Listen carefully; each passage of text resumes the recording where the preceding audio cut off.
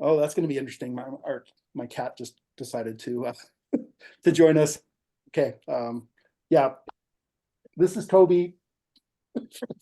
We'll probably be seeing a lot of Toby until I do something about it. He's decided to come. All right. So welcome here, everyone. Thanks to Black History Manitoba. Just some housekeeping things so we all have so things go smoothly. This is an open book um, trivia game, and so we're all getting all the answers to the trivia questions are in a Global Mail article. I sent it out an attachment by email to everybody, and if you didn't get that email, we're going to pop a link in the chat here. And I'm sorry, I can't I can't talk without the cat's in my face. I'll be right back. Laura, you know his pain. Okay, I'm back. That is so distracting. Yeah, so thank you to the Global Mail. Thanks to Douglas Tripp, the Global Mail's marketing content single copy sales manager, who gave us consent to use this. The link I sent you, sorry, the PDF I sent you in the email is from the library, so we got it all legitimately. But if you don't have that handy, yeah, we can pop that in the chat for you. And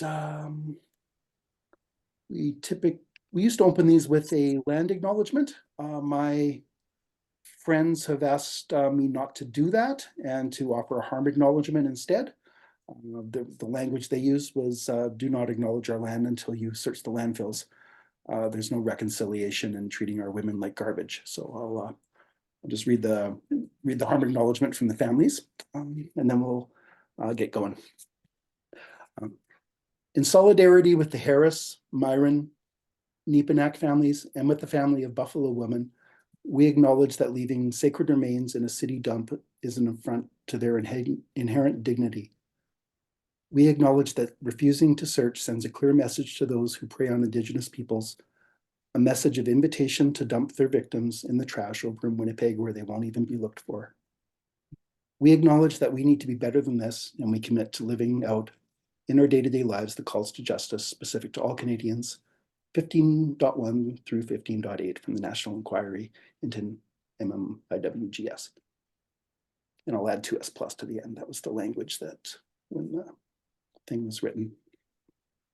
Thanks for putting the links in there too. Yeah, if you want a copy of that for later, there's an open letter that's been sent out to event organizers. All right, so about a little bit about the format. We're gathering on Zoom to play the game, but we're going to be playing the games on our phones, and the answers are in the article. So to play the game on your phone, you'll need to click on the link that's kind of in the shared screen, crowd.live.vni72. And once you get logged in, it'll just ask for your name so that we can keep score. And in regards to keeping score, that's because we have a prize. We've got a copy of Sleeping Car Reporter by Suzette Marr. We picked this up from Tusame, which I believe is Winnipeg's only Black-owned bookstore. Like I said, we're here to learn together. So if there's another Black-owned bookstore, I'm here to be corrected. But yeah, we get non-trivial trivia. We get all our books through Tusame because we want to support Val. Val's store is awesome. Everything's lovely created, and she's always willing to special order too if you're something you want. Actually, Black History Manitoba have a good library too. Do you guys want to talk about that or? Yeah, we actually travel around with many, many books. If you could see my kitchen right now, if I turned the camera around, you'd see stacks and stacks of books.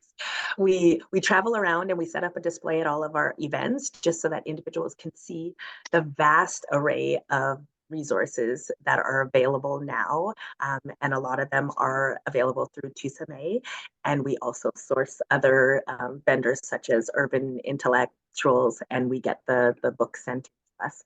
So yes, if you ever see us out and about, come check out our display. We try to change it around so you always see brand new titles. We get individuals to take videos of the books, and it's a great way to get some additional books in your library. Who doesn't love to read? And it is I love to read mine. Okay. Well, thanks. Just a one quick shout out to also to McNally Robinson, who Hmm. they helped us out when we first started our book drive as well. Hmm. There we go. All right. Okay. Just talk about the scoring quickly. Because it's open book and because we're here to learn, we want to get all the answers right. Okay, so answering correct is a given. So you don't score points for answering correctly. You score points for answering quickly and correctly. If you answer quickly and wrong, you get no points. But the whole idea is that to take the time you need to find the right answers. They're all in the article, and we're going to learn a little bit more about the show as we go.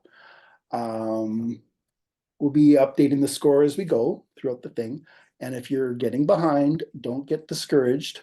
There's something at the end called the lightning round. The lightning round is not open book. It's a question that the answer is sort of obvious. So that's the one question where you score points by answering correctly and quickly. I'll just explain it this way. Yeah, if you're way behind, you can catch up in the lightning round. And if you wait until I'm done asking the question before you've answered, you're probably gonna lose. Okay, don't. You gotta answer quick because there's a lot of points up for grabs. And on your phones, you're gonna see the points dwindling as you take time. So don't get distracted by that. Focus on this because we're here to learn. But yeah, the points do kind of dwindle as we go. Right. That should answer most of your questions, but does anyone have questions before we get going? So feel free to unmute and ask questions, or feel free to unmute anytime. We do want to highlight, especially in particular, voices from people who were on the show. So if you want to share about your experiences, if something comes up during the quiz, or even if it doesn't come up and you're eager to share, the more interactive we can make this, the more fun it is. Okay. All right. Not seeing any questions, and Rhonda, you'll have to watch the chat for me because I'm on another screen working all the controls. So if there's a question in the chat, or you just encourage someone to unmute because that'll work better. All righty. So 1, 2, 3, go. Here we are. Okay, so the first question. Most of the Porter was set in which historic Black Canadian neighborhood? Saint-Antoine in Montreal, known now as Little Burgundy, the Ward in Toronto, Africville in Halifax, or Hogan's Alley in Vancouver. Okay, and when I said we're here to learn and here to learn together, that includes myself. If I mispronounce anything, I will welcome correction. So, especially names of peoples and stuff. Oh, I'm seeing lots of votes coming in here. We got yeah, 8 people have answered already.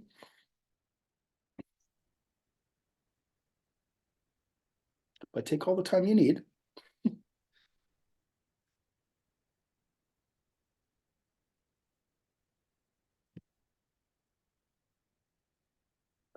So you can see the points dwindling on your phones, eh? 80 points, 79, 78,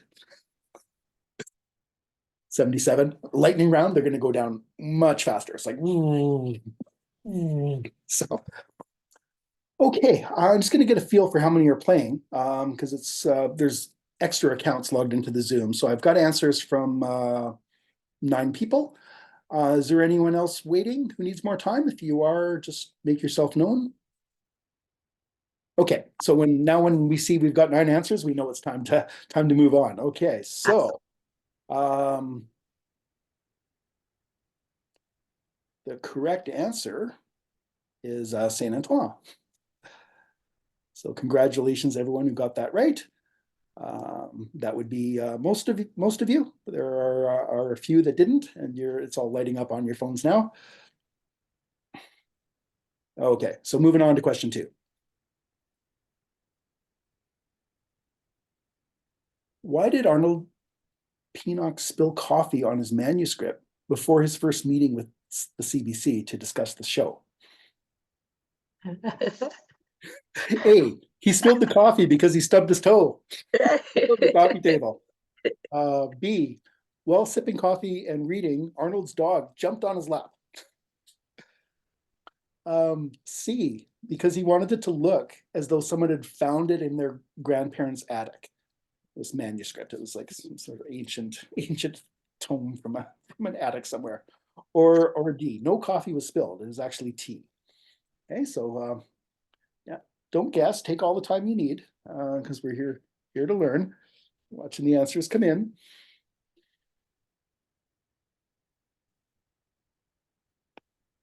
Okay, these are the votes coming in. It's kind of mixed. Someone's right, someone's wrong, or maybe we're all wrong.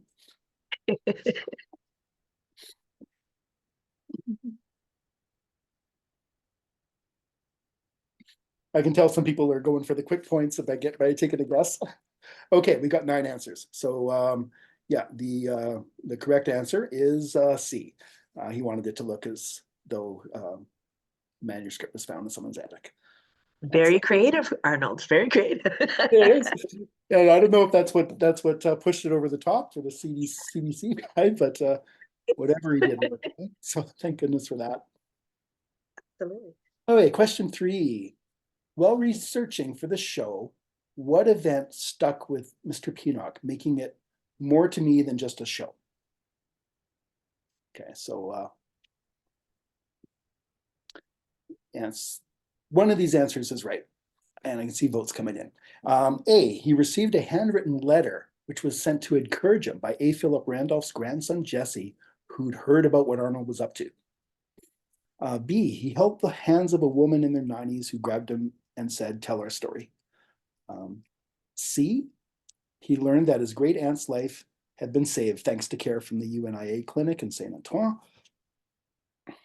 Or D, when he visited Little Burgundy and, sorry, excuse the typo, and found a plaque recognizing Garbite UNI member Louise Langon, Malcolm X's mother.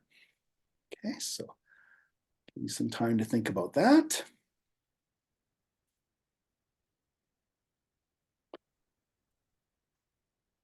I spent a year in Montreal. It took me 2 years to spend it because I came back to Winnipeg to work in the bush as a tree planter, but I lived in Saint Urbain, which is just down the street from that neighborhood.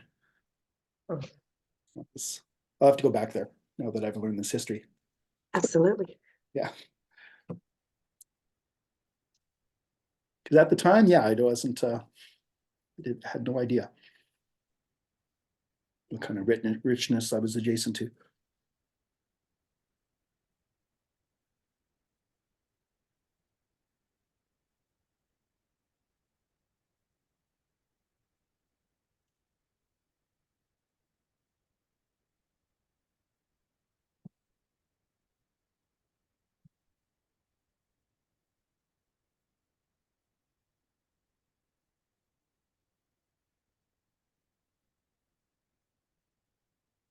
Oh, sorry, there's 9. There's 9 answers. Okay. The correct answer is B. So congratulations to most of you folks. A lot of the fun, because I get to learn a lot when I'm preparing these questions, is making up wrong answers that sound like they could be right, which Right. is actually where a lot of the learning is. So I just want to talk about that for a bit. So Philip Randolph actually didn't have any children, so that's kind of interesting. But I tried to make that kind of plausible. Yeah, his wife Lucille and himself they didn't have any children, and the part that stuff in D is actually almost true. There's no plaque, okay, and and that wasn't inspired to the show, but there actually is some history with Malcolm X's mother, which is fascinating. So there's an article about that that we can pop in the chat for the keeners. And speaking of keeners, let's find out who the keeners are. Okay, I can't see it on my end, but we should all see the see who's winning in the phone. Who's ahead?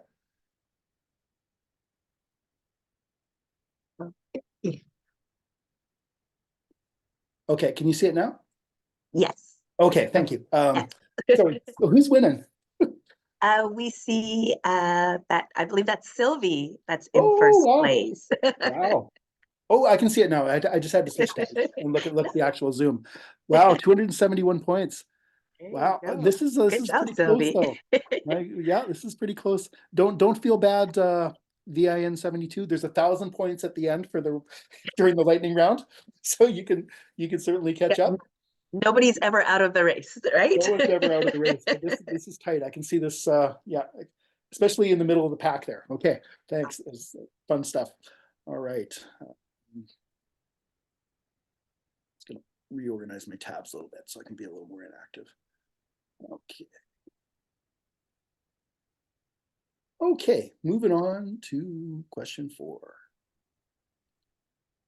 How did Alfie Woodard, who became a creative auntie to the team and then took on Faye's role as Madame, get connected to the project? A, she responded to the casting call just like everyone else. B, Bruce Ramsey recruited her through a process that involved creating Faye's character and writing it into the show. C, through referrals when the CB brought in Black Entertainment Television. Or D, Pinnock arranged for her to virtually, it's a typo, sorry, virtually attend and bless their work. Zoom life was wearing thin. So this was all recorded during the lockdown, and people, the planning team were meeting on Zoom a lot, so they maybe they brought her in to encourage the team. All right.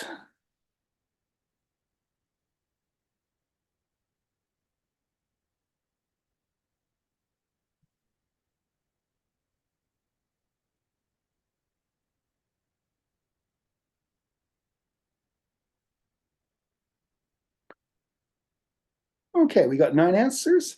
The correct answer is D. Yeah, so that thing at the end there, that really did happen. All right, so congratulations to everyone who got that one right.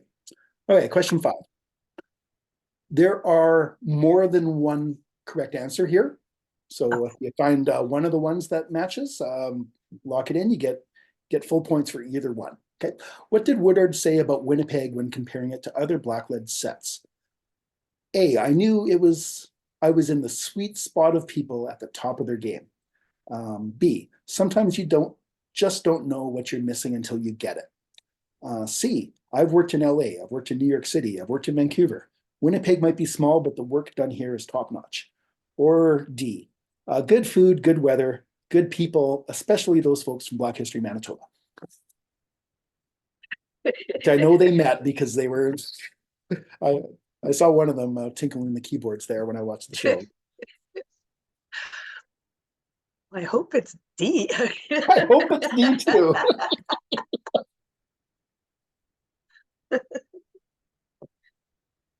Should have just answered D because of that. We'll sacrifice our points for it. Oh, sorry, there's 9 answers? Okay, the correct answer, unfortunately, is not D. Correct answers are A or B. So full points if you got, if you picked either of those. And most of you did, so congratulations. Just see who's ahead here. Okay, so SA still in the lead, middle of the pack, still tight. And whoa, we have a big change at the end there. Becky's dropped to last, and VIN 72 are in front. And again, yeah, this can all change in the lightning round. So everybody is still in it. Everyone's still in it. So that's exciting. Thanks for sticking in there. Yeah, don't give up. You can always Nope, don't give up. come back, and you already are coming back. You've moved up 1 spot. Right. There's 8 spots to go. I can see this changing. Okay, moving on to question 6. What did Black Entertainment Television stress when they came on board? Again, there's more than one correct answer here. A, they'd be calling the shots it would be their way or the highway. B, there should be shorthand that the Black community would instantly understand. C, they stressed that they didn't want us to blacksplain our experience. Or D, that they're on board to support and don't want to interfere. Now, there may be 4 correct answers, but 2 of them are in the article. Michael, what if you Yes. touched your phone by accident and it answered? Can you delete that for me? Or Oh, no, I can't. Aw. Yeah, I'd have to reset the entire game. no. Yeah. You know when your phone goes dim and you touch it to bring it Oh, back? no. Yeah. Don't And do you know that. what else is happening? There's moving targets. I go to click on something and then my phone decides to update, and then I've sent Oh, I've no. phoned people's fax machines, like, because it's because the numbers are sorting themselves, like yeah. Well, perhaps your phone knew what it was doing, Lori, and maybe it picked one of the right answers. Maybe it did. Okay, Yeah. one of the right answers are B and C, and only one person chose D. Was that you, Lori? All right, you did. Yeah. No need to edit the scores. Okay, you earned that point fair and square by accident. So, all right, question 7. In the article, how did Ronnie Rowe, played Zeke, describe how the series centered liberation while still recognizing trauma and oppression? More than one correct answer. Again, A, one of the alluring aspects of this project, it focuses on ambition. B, the 5 main characters are each pursuing greatness in their own way. C, it's a celebration of the diversity of Blackness in Canada. Or D, it reinforces the idea that Black people aren't a monolith. There isn't a singular narrative about our experience. All righty. You can see 5 answers coming in. A lot of them are correct. You're a smart bunch.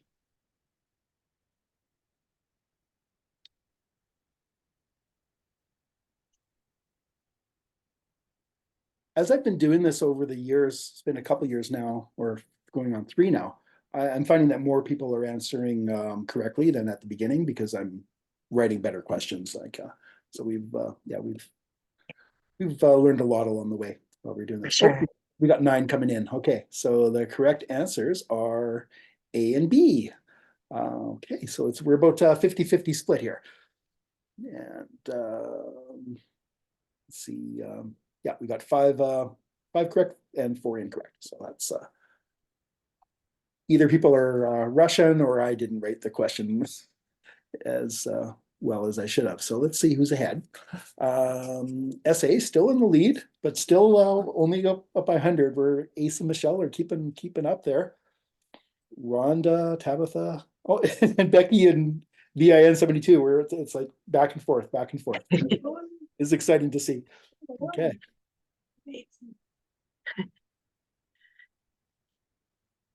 Okay, question 8. Who used the phrase, "we were our authentic selves," to describe the experience of gathering in each other's backyards for offset socializing? And this I want to hear more about, if anyone was part of those experiences. Okay, 1 correct answer here. So A, our friend Bubba Bay, or B, Oluni Edikai. Please help me pronounce that if I mispronounced it, and I probably did. Olanike Adelier. Olanike? Yes. Okay. Adelaide? Adelaide. Adelaide. Either that's close or you're giving up on. I mean, it's close. Okay, That's what I remember from what I heard. No, I didn't hear it directly from her mouth, but that's yeah. what I heard on set. Okay, cool. Mona Trow or Ronnie Rowe played Zeke. Okay, we got 4 quick answers coming in. So was anybody here part of these backyard parties? It happened during the lockdown, so there was no gathering inside, in a pub or a restaurant after the set. But So yes, I wow. got to go on set on a few of those days, and my son Jerron played Teddy in the in the series. So we got to spend a lot of time on set. Yes, we were in our trailers a lot, but the way that they had the trailers centered, it was almost like they created a little city. So we were able to meet outside our trailers, and on set, they were very mindful about the type of food they were serving to the cast. They were going to Black-owned restaurants in the city for catering, and which was really fun. And some of the sets were at actual houses, so we would all be in the actual backyard of the houses that were on set, and it was really it was like we were at a cookout or something. And so we were sitting next to, say, Miss Alfred Woodard and taking pictures. So it was really a great experience, and they were, again, very mindful about if there was any harsh content on set that day. They would have areas set up so that individuals could come and kind of unpack what went on that day. So it was a great experience all around. And yes, we truly felt like family by the end of the end of the shooting.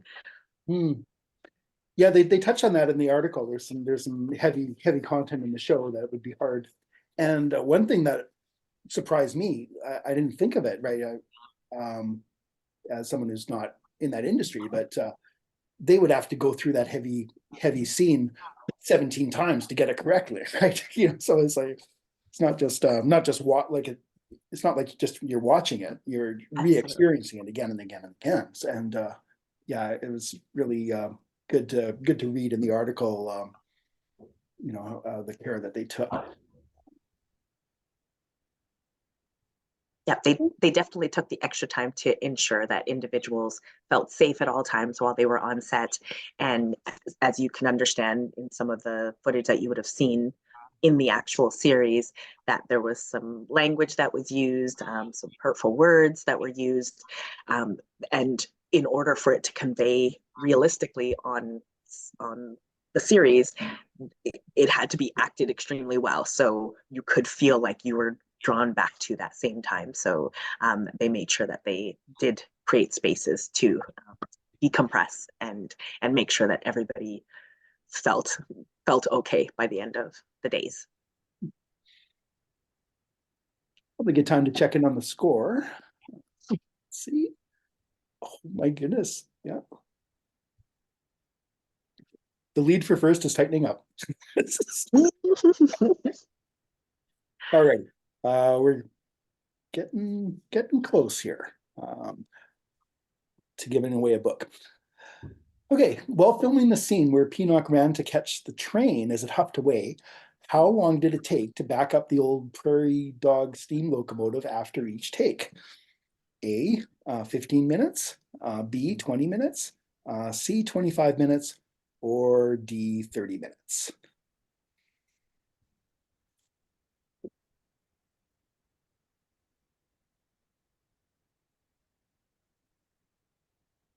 Okay, there's 8 answers coming in. Oh, there's the 9th. Okay, I was going to give a little hint, but okay, there we go.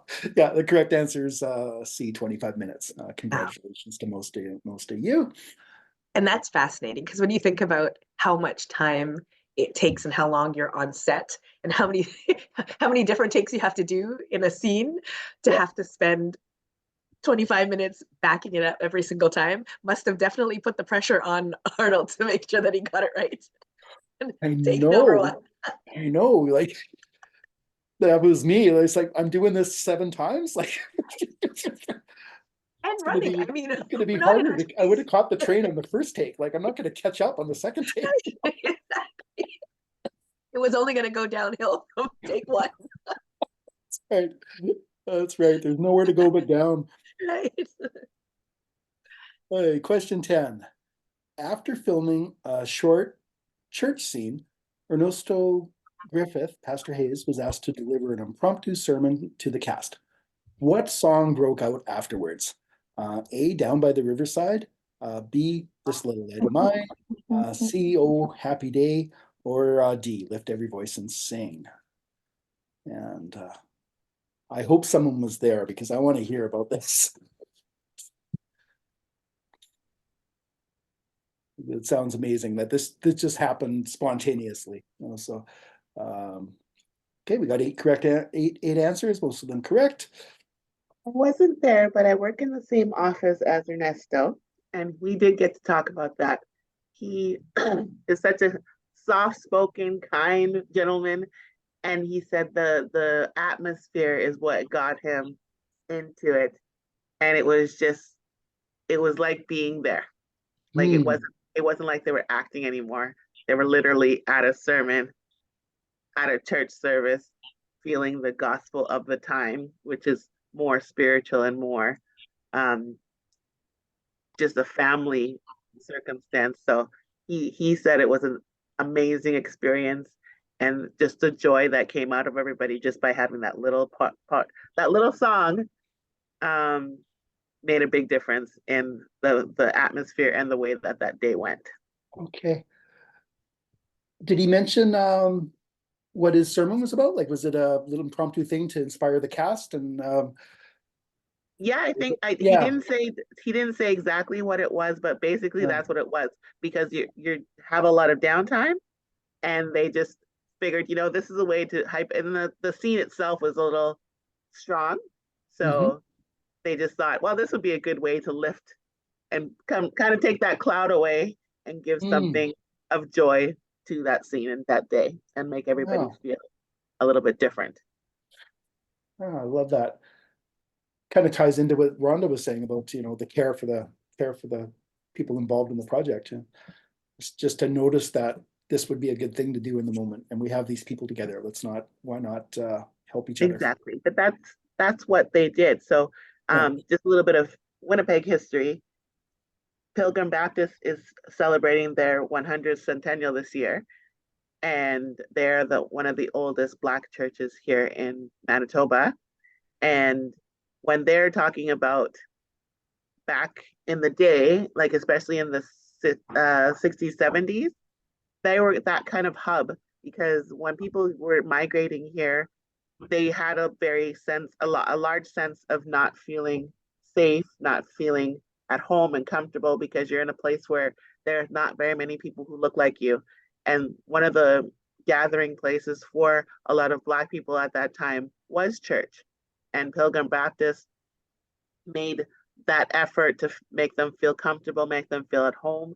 Their roots are more of a Scotian, so they've got a lot of that particular history within the congregation at the time. And a lot of people, that's how, when you come to a different land, a different place where you're not home, how you can feel a little bit of home. Hmm. And you said the oldest church in Manitoba. Would they be in the 100 years? Canada's not that old. Like, would they be in the top 25 um, in if you're ranking the oldest churches in Canada? Watch the window. Yeah, maybe. I never looked at that Yeah, maybe. concept, so it's possible. I'm sure they'd be up there. They'd probably be up there. Yeah. Well, thanks for sharing that little bit of insight. I'm glad this came up because I was curious when I was reading that. I was like, oh, I want to hear more about it for sure. Yeah.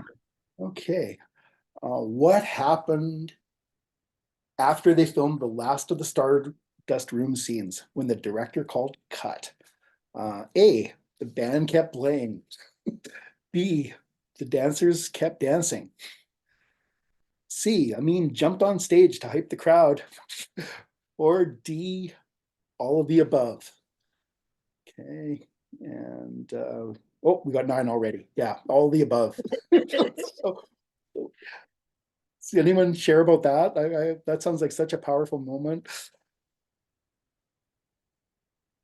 Sadly, it wasn't on set Yeah, that day, my but goodness. knowing Junior Massey as the Yeah, character, I I can 100% believe that went off exactly as he wow. had stated it. Yeah, I imagine. They the set, we did get to walk through and see the set. So they built the Stardust Room. So if you look back, and I'd encourage everybody, if you have an opportunity, to go back and rewatch the series and really study the backdrops and the sets, because they were so meticulously done Hmm. that I think that was overlooked when individuals were watching because we were so engulfed with the characters that we truly didn't appreciate how much time and effort. And because they were hoping that this series was going to go on and on, the trains, they built those in on set. The set is on Pacific Avenue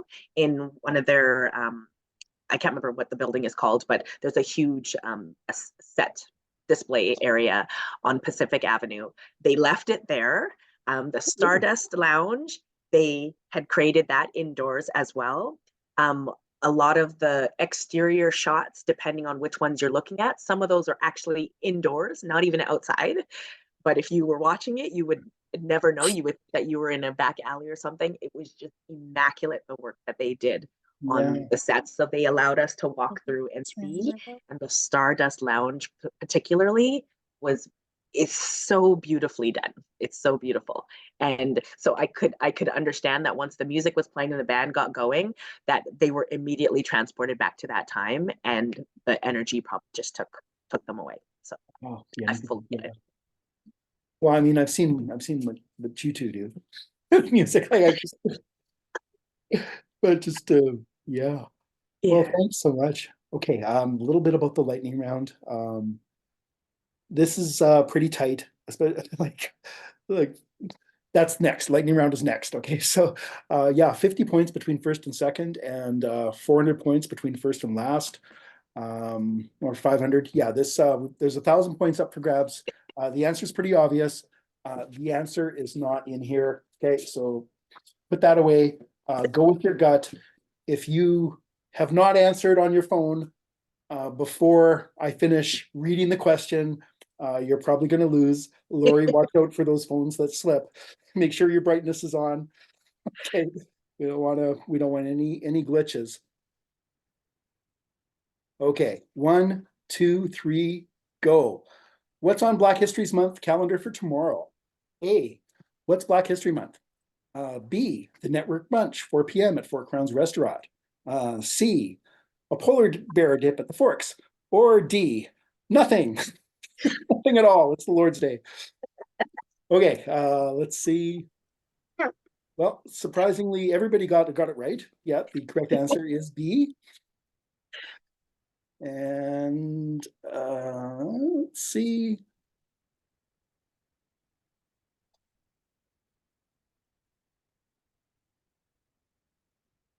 Okay, we're gonna finalize the quiz. Okay, the winner is Ace and Michelle. Oh, it's my the gosh. delayed switch at the end. Okay, don't end the Zoom. We got to get this book to you. Okay, so Rhonda or Nadia, do you know? Can you get in touch with Ace and Michelle? Absolutely. They're in your circles. Okay, so we can. I don't know how this is Congratulations. happening. Yeah. They're This the reigning champions again. Hmm. this is not their first rodeo. Well, thanks for That's unmuting. Why don't you give shocked by yourself this. the little victory speech here?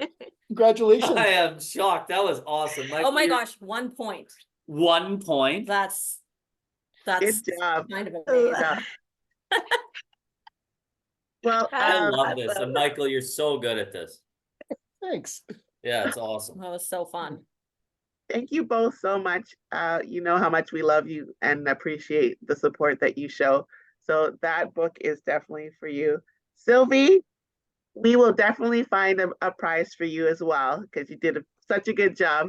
You were in the top for so long, but they bounced you right at the end there. But everybody, thank you so very much. And of course to Michael, you are amazing. And we just cherish this partnership and this relationship ongoing. It was one of those COVID finds that we take to heart. Your family. So anything that we could do to help, please let us know. As always, we are here. For those of you who don't already know, yes, we still have a couple more events for the month. One of them is a networking lunch tomorrow, brunch. And today, this evening, we have our youth networking event, which is led by some of our young people on the team. They are going to be having some panel discussions, a couple some things to eat. They're having music performances, and they're just talking about current events and how we are communicating as a youth in the city and through the schools, how their Black student unions are working, and just a way to better connect. So it's a great event. It happens at 5 o'clock this evening. They're at the, table. Rhonda, help me. What is it called? Table space? At 196 Osborne? Yep, there. See, things stay. Every now and then I got it. So it's a free event. Come down, enjoy the company of these young people. They put on such a great event, and we want to support them. And then tomorrow again, we are at Four Crowns, which is our friend Ravi. There's a networking. We are working on our very first speed networking event. So you come, bring whatever you need, your business cards, your QR codes, whatever you want. And we are going to give you 5 minutes to do your elevator speech to everyone in the room. And we are going to do a fun networking brunch. There's great food, there's entertainment. We've got some local artists and a comedian that will be providing that day's event. And we are partnering with our friends at Zuike. So there'll be lots to give away, and we're just gonna have a great afternoon. Then we wrap up the month with our closing banquet, which we are going to be hosted by the Canadian Museum for Human Rights. And they, of course, do a fantastic job hosting us, and it's going to be an exceptional event. We have a guest speaker from the Haitian community. Haiti is celebrating their 220th year of independence. They are one of the first independent countries, and we want to celebrate with them. So our guest speaker will be talking about that. And tickets are available on our website, bhmwinnipeg.com. Get them soon, because we sell out every year. And I can't even explain to you how delicious the food is at that event. So please share, tell a friend, come on down and join us. I think I am going to crash right now. So I will put it back to Rhonda and Michael. Thank you again, everybody. I hope this was fun. Take in the series if you can. I think it's available still on CBC. If you look up whatever streaming device you have, I'm sure you can find it. Thanks, everyone. Yeah, it is on Gem. I've been rewatching it to kind of inspire myself for this event. So just stick around for just a sec. I want to get a picture for our Instagram of all of us on Zoom. It's all too blurry. My goodness. I also wanted to thank our funders for Black History Manitoba, Canadian Heritage.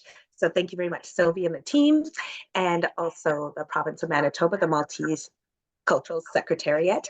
They also provide us funding. So we are so thankful to all our sponsors and our friends and allies. Virgin Radio is a great supporter of ours, and we just love them so very much.